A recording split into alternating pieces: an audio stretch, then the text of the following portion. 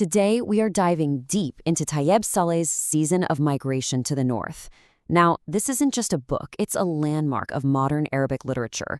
Published way back in 1966, it's a story that acts as a powerful, direct response, a kind of challenge to the entire history of empire.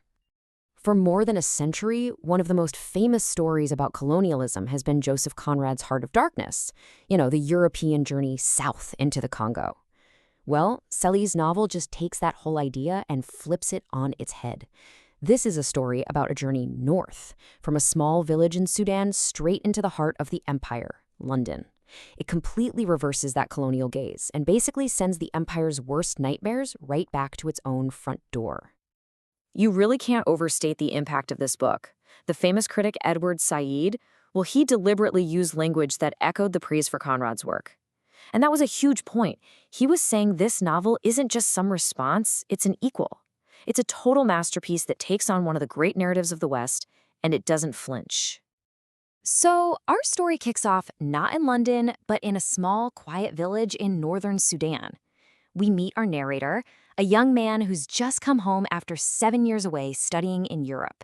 And he's feeling hopeful, like he's finally back where he belongs. You can almost feel it, right? He feels this immediate, really comfortable connection to his home. He talks about the warmth of his people, the familiar sounds, the simple joy of being back. It's this perfect, idyllic picture of peace and tradition. And this line just gives you such a powerful sense of stability. The narrator feels grounded, totally secure in who he is. He's not a feather tossed around by the wind. He is that palm tree, rooted in his culture. And it's that very feeling of certainty that's about to be completely torn apart. Because among all these welcoming faces, there's one that stands out because of his silence. A man named Mustafa Sa'eed. He's this total outsider who just showed up a few years ago, bought a farm, married a local woman, and has been living this quiet, unassuming life ever since. He's a complete and total enigma. And then, boom, the moment everything changes. At a small get-together, after a few drinks, this quiet farmer suddenly starts reciting complicated English poetry with a perfect accent. The narrator is just floored. The whole illusion is shattered. He realizes this man is a lie, and he becomes completely obsessed with digging up the truth. So, Mustafa is cornered, right? He's been exposed, and he finally agrees to tell his story. But what comes next isn't an apology. Oh no, it is a dark, chilling confession of a life that was lived as an act of war against the very heart of the British Empire. He starts at the beginning. He was born in Khartoum, a brilliant kid, but cold, detached. He even says his own mind was like a sharp knife.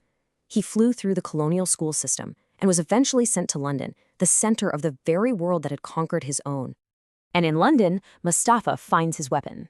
He quickly realizes that the English are obsessed with these exotic, pretty racist stereotypes of Africa, so he decides to give them exactly what they want. He becomes the savage, the Arab African, feeding all their fantasies to lure them into his trap. His bedroom, it becomes his battlefield. It's this carefully designed stage, a theater of the exotic. He fills it with incense and all these perfumes, turning it into what he calls a graveyard. A place where he wages his private war, seducing and destroying English women as a twisted form of revenge against the empire. And the casualties of his one-man war are just tragic. One by one, women get drawn into his world only to be completely consumed by it. Anne Hammond, Sheila Greenwood, Isabella Seymour, their lives all end in ruin. And his campaign reaches its peak with the murder of his own wife, Jean Morris, who was maybe the only person who reflected his own destructive soul. And what's crucial is that Mustafa himself admits it's all a fraud. He tells the court, "I'm not some tragic Shakespearean hero destroyed by love. No, I'm a fabrication. A phantom built from the West's own racist imagination, now turned back on itself like a weapon. His entire identity is just an act of violent revenge." Okay, so this story is absolutely wild, but it's so much more than just a shocking psychological thriller. It's a really deep political statement. And to get it, you have to see how it takes apart the very structure of colonial literature. Season of Migration to the North is a perfect example of what critics call a postcolonial counter-narrative. It's a bit of a mouthful, but all it really means is that it doesn't just tell a different story. It actively grabs the stories of the colonizers, takes them apart, and rewrites them from the other side. And you can see just how directly it mirrors and inverts Conrad's Heart of Darkness. The journey is flipped. It's from Africa to Europe. The conqueror isn't a European anymore. It's the colonized man, Mustafa. The horror of colonialism isn't something Europeans find out there in Africa. It's like a germ, a disease that Mustafa carries into Europe, infecting the colonizer with their own poison. So why does this novel, written more than half a century ago, still hit so hard today? Well, I think its power is in its unresolved questions, and its diagnosis of a cultural crisis that, honestly, is still with us. You have to remember, when this book came out in 1966, it landed like a bombshell in the Arab world. It showed up at this moment of deep uncertainty, when all the big promises of independence were starting to feel a little empty. The novel just perfectly captured that feeling of being caught between two worlds. On one hand, you've got the narrator's peaceful village, representing a stable traditional past. And on the other, you have Mustafa Sa'eed, a man who completely absorbed Western civilization, but as he says, his heart, it broke. The book is basically asking, is there any way forward that isn't defined by this violent collision?